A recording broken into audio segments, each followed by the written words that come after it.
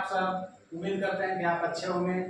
तो दोस्तों, पहला वीडियो में हमने लाया था हड़प्पा सभ्यता का पार्ट 1।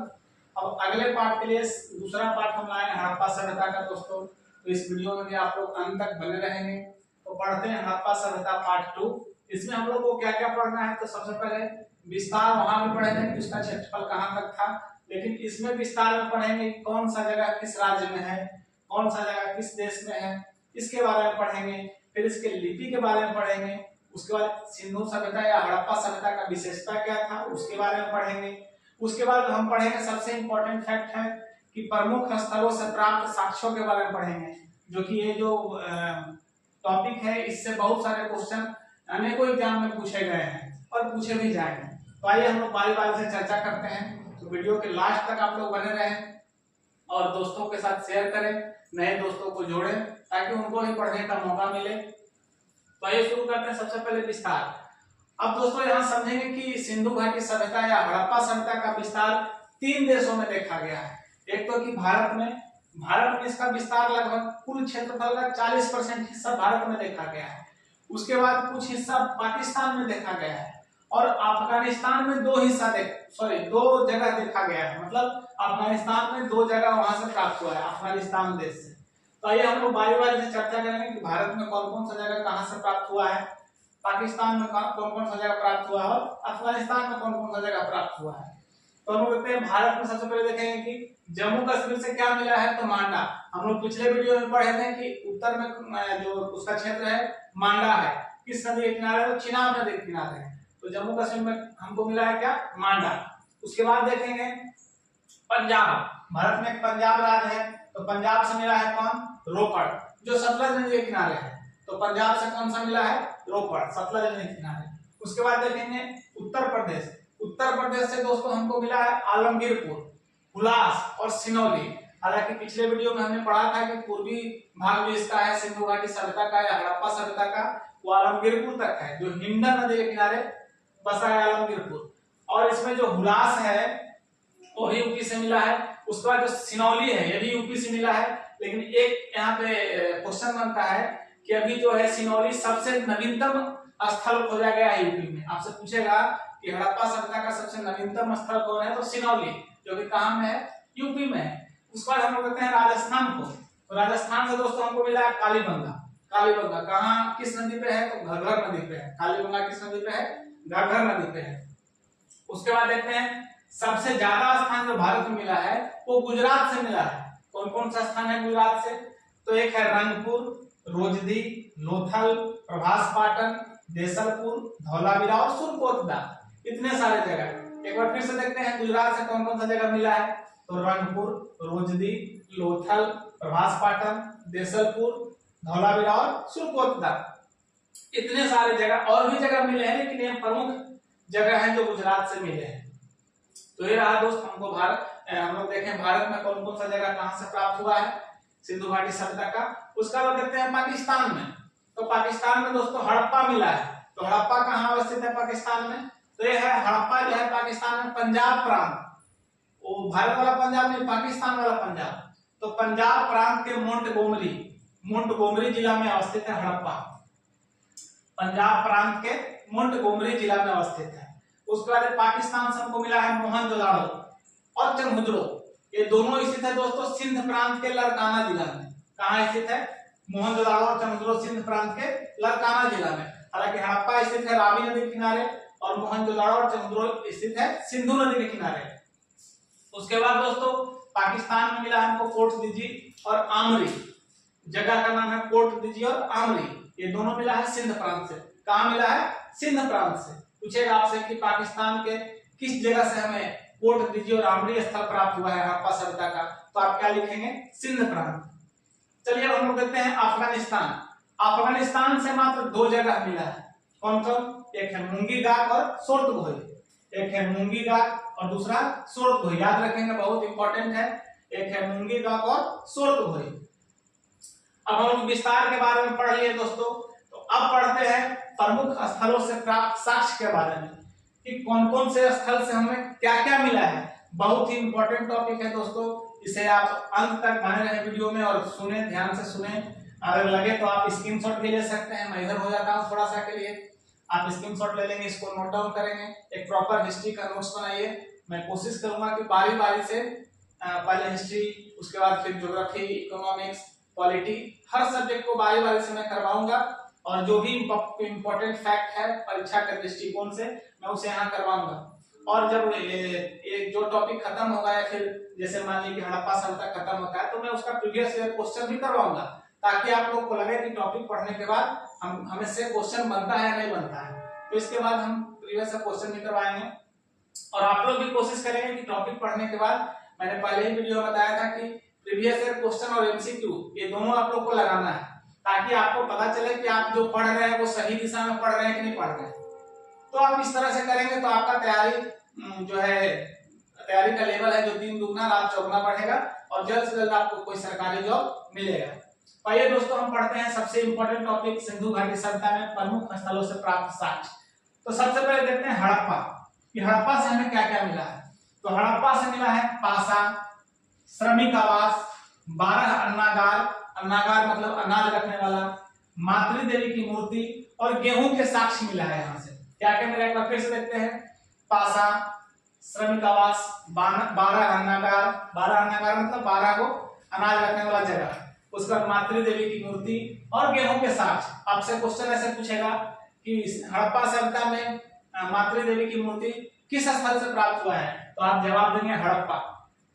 उसके बाद देखते हैं दोस्तों, दूसरा है मोहनजोदड़ो, मोहनजोदड़ो या मोहनजोदड़ो। तो यहाँ से हमें क्या क्या मिला है, तो सबसे पहले मिला विशाल स्नानागार। क्या मिला है? विशाल स्नानागार। उसके बाद अन्नागार, मोहनजोदड़ो का जो अन्नागार है वो सिंधु घाटी सभ्यता का सबसे बड़ा इमारत था। क्या था? सबसे बड़ा इमारत। डायरेक्ट क्वेश्चन यहाँ से भी पूछ सकता है आपसे कि सिंधु घाटी सभ्यता का सबसे बड़ा इमारत कौन था, तो अन्नागार जो मोहनजोदड़ो में स्थित था वो था। उसके बाद यहाँ से क्या क्या मिला है, तो पुरोहित मिला है। हालांकि ये पुरोहित जो था दाढ़ी वाला पुरोहित था। कैसा पुरोहित था? दाढ़ी वाला पुरोहित था। फिर यहाँ से दोस्तों मोहनजोदड़ो से स्तूप देखने को मिलता है। स्तूप जो गोल गुंबद जैसा होता है वो स्तूप प्राप्त हुआ, स्तूप का साक्ष्य यहाँ से प्राप्त हुआ है। उसका सूती कपड़ा का साक्ष्य यहाँ से प्राप्त हुआ है मोहनजोदड़ो से। क्या प्राप्त हुआ है? सूती कपड़ा का साक्ष्य। उसके बाद विश्वविद्यालय का भी साक्ष्य यहाँ से मिला है मोहनजोदड़ो से। क्या मिला है? विश्वविद्यालय का साक्ष्य। उसके बाद पशुपति की मूर्ति मोहनजोदड़ो से मिला है। मातृदेवी की मूर्ति कहेगा तो आप हड़प्पा सभ्यता टिक करेंगे, और पशुपति की मूर्ति कहेगा तो मोहनजोदड़ो तक टिक करेंगे। उसके बाद यहाँ से मिला स्वास्तिक चिन्ह। स्वास्तिक चिन्ह दोस्तों जो इस तरह का आकार में रहता है, स्वास्तिक चिन्ह आप लोग जानते होंगे, ऐसा रहता है स्वास्तिक चिन्ह। एक मिनट, इस तरह से रहेगा स्वास्तिक चिन्ह। तो ये मिला है कहां से? मोहनजोदड़ो से।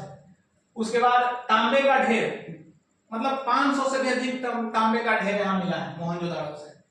तो इस तरह से देखें मोहनजोदड़ो और हड़प्पा ये दोनों जगह से क्या क्या हमें साक्ष्य मिला है, तो हम लोग देख लिए। अब इसके बाद हम लोग चर्चा करते हैं दोस्तों कालीबंगा, जो राजस्थान में अवस्थित है कालीबंगा। यहाँ से हमको क्या क्या मिला है, तो सबसे इंपॉर्टेंट इसका है जूते हुए खेत। आपसे डायरेक्ट पूछा कि जूते हुए खेत मतलब खेत जो जोता गया है उसका साक्ष्य कहां से मिलता है, तो कालीबंगा आप टिक करेंगे। उसके बाद लकड़ी का हल, मतलब कृषि से रिलेटेड है। जूते हुए खेत, लकड़ी का हल, कच्ची ईंट। क्या था? कच्ची ईंट। ऊंट की अस्थियां, ऊंट का जो हड्डियां है उसको अस्थियां बोलते हैं। 7 अग्निवेदिका, अग्निवेदिका मतलब अग्नि का कुंड, 7 अग्निवेदिका कालीबंगा से प्राप्त हुआ है। और प्रत्येक घर के बाहर एक कुआं, हर घर के बाहर एक कुआं का साक्ष्य मिला है। किस जगह से? कालीबंगा से। किस जगह से मिला है? कालीबंगा से। तो हम लोग 3 देखे, हड़प्पा, मोहनजोदड़ो, कालीबंगा। अब हम लोग आगे चर्चा करेंगे लोथल। लोथल से क्या क्या मिला है, हालांकि ये बंदरगाह के रूप में सिंधु घाटी सभ्यता का एक बंदरगाह है लोथल। तो यहाँ से हमको मिला है डॉकयार्ड। डॉकयार्ड है, इसको गोदीवाड़ा बोलते हैं। गोदीवाड़ा दोस्तों उसको बोलते हैं, या डॉकयार्ड उसको बोलते हैं जहाँ पे जहाज लगता है, एक तरह का बंदरगाह समझिए, वो डॉकयार्ड। तो डॉकयार्ड का साक्ष्य हमें लोथल से मिला है। उसका लकड़ी के जहाज का जो है वहां लकड़ी के जहाज का साक्ष्य भी मिला है यहाँ से। हालांकि लकड़ी का जहाज नहीं, उसका नमूना मिला है। तो लकड़ी के जहाज का नमूना का साक्ष्य कहां से मिला है? लोथल से। उसके बाद अच्छा यहाँ देखिएगा, लकड़ी के जहाज कहेगा तो लोथल, लेकिन लकड़ी का हल कहेगा तो कहां करेंगे? तो कालीबंगा। उसका मनके बनाने का कारखाना, मनका मतलब होता है दोस्तों मटका। मटका यानी हम लोग अपने बोलचाल के भाषा में गांव में घैला बोलते हैं, बिहार में जानते होंगे घैला उसको बोला जाता है। तो घैला बनाने का कारखाना कहां मिला है? लोथल से। उसके बाद हाथी दांत, हाथी दांत भी मिला है लोथल से। हाथी दांत कहां से मिला है? लोथल से। उसके बाद स्केल, जो माप तौल के प्रणाली में उपयोग उसको किया जाता था, स्केल। तो स्केल हमें कहां से मिला है? लोथल से। उसके बाद चावल का छिलका मतलब उसका भूसी कहां से मिला है? लोथल से। तो हम लोग देखें हड़प्पा, मोहनजोदड़ो, कालीबंगा और लोथल, इन सारे चीज को देखें। उसके बाद अब पढ़ते हैं हम लोग धौलावीरा। तो धौलावीरा से क्या क्या हमको मिला है? तो यहाँ से मिला है बांध जो नदी में बनाया जाता है, तालाब में बनाया जाता है पानी को रोकने के लिए, वो बांध का साक्ष्य कहां से मिला है? धौलावीरा से। उसके बाद सिंचाई का साधन और 10 प्रतीकों वाला अभिलेख हमें मिला है कहां से? धौलावीरा से। हालांकि बांध और सिंचाई का साधन देखने से समझ में आ रहा है कि सिंचाई वाला काम होता होगा धौलावीरा में, इसलिए वहां से उसका साक्ष्य मिला है।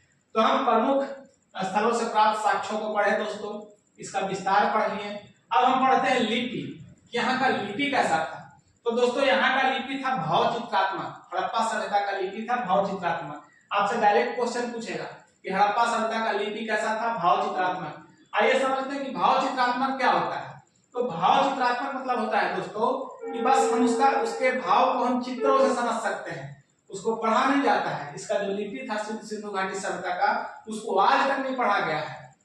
हम बस उसके चित्रों के भाव से समझेंगे कि मछली का चिन्ह रहेगा या फिर पक्षी का चिन्ह रहेगा, तो उससे हमको क्या समझ में आ रहा है। तो भाव चित्रात्मक यहाँ का लिपि था। अब इस भाव चित्रात्मक लिपि में कम से कम 250 से 400 चिन्ह दर्शाए गए हैं। कितना दर्शाया गया है? 250 से 400 चिन्ह देखने को मिला, जैसे मछली हो गया और भी कोई पक्षी हो गया, उस तरह का 250 से 400 चिन्ह देखने को मिला है।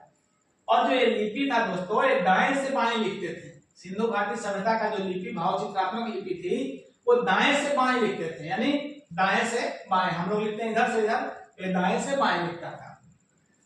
और देख इसमें पूछा एक लिपि में एक चीज और मुख्य है दोस्तों कि जो 250 से 400 चिन्ह मिले हैं, तो सबसे ज्यादा सर्वाधिक बार प्रयोग किस चिन्ह का हुआ है? तो मछली का चिन्ह। बहुत बार क्वेश्चन में पूछा गया है कि सिंधु घाटी सभ्यता के जो लिपि भाव चित्रात्मक था, उसके चिन्हों में सबसे ज्यादा प्रयोग किस चिन्ह का हुआ है? तो आप टिक करेंगे मछली का चिन्ह। तो ये रहा दोस्तों लिपि। उसके बाद हम लोग करते हैं पार्ट 2 का अंत होगा यहाँ से विशेषता। हम लोग जब इतना सारा चीज पढ़ लिए तो सिंधु घाटी सभ्यता या हड़प्पा सभ्यता का विशेषता क्या था, तो आइए बारी बारी से चर्चा करते हैं विशेषता के बारे में। तो सबसे पहले विशेषता था दोस्तों कि यह नगरीय सभ्यता थी, अर्थात सिंधु घाटी सभ्यता नगर वाला सभ्यता था, एक तरह से शहरी कह सकते हैं। तो सिंधु घाटी सभ्यता नगरीय सभ्यता थी या फिर शहरी सभ्यता थी। दूसरा है यह काश युगीन सभ्यता थी, इसको काश युगीन सभ्यता भी बोला जाता है। हड़प्पा सभ्यता को काश युगीन सभ्यता भी बोला जाता है। उसके बाद यहाँ के समाज जो था मातृशतात्मक था। मातृशतात्मक का मतलब होता है दोस्तों कि महिलाएं को ज्यादा मतलब अच्छे नजर से देखना या फिर ज्यादा मान सम्मान या उसके प्रधानता, महिलाओं को ज्यादा प्रधानता दिया गया था इसमें मातृशतात्मक समाज में। हालांकि आज के समाज जो है ज्यादातर पितृशतात्मक है, यहाँ पुरुष प्रधान होता है। लेकिन उस टाइम के जो समाज था, देखे कितना बढ़िया समाज था, जहाँ महिलाएं प्रधान होती थी वो। उसके बाद हम देखते हैं इसका विशेषता व्यवस्थित नगर योजना। इसका जो नगर योजना था बहुत ही सुव्यवस्थित तरीके से थी, नालियां एकदम बढ़िया था, घर के आगे कुआं, इस तरह का बेहतरीन नगर योजना उस समय ही बनाया गया था। और हम देखते हैं इसका विशेषता तो व्यवस्थित कृषि एवं व्यापार। यहाँ का जो कृषि और व्यापार था वो भी सुव्यवस्थित तरीके से होता था। तो दोस्तों इन सारे तथ्यों को हम लोग देखें पार्ट 2 में, हड़प्पा सभ्यता पार्ट 2 में। पार्ट 1 भी पहले हम इसका डाल दिए हैं।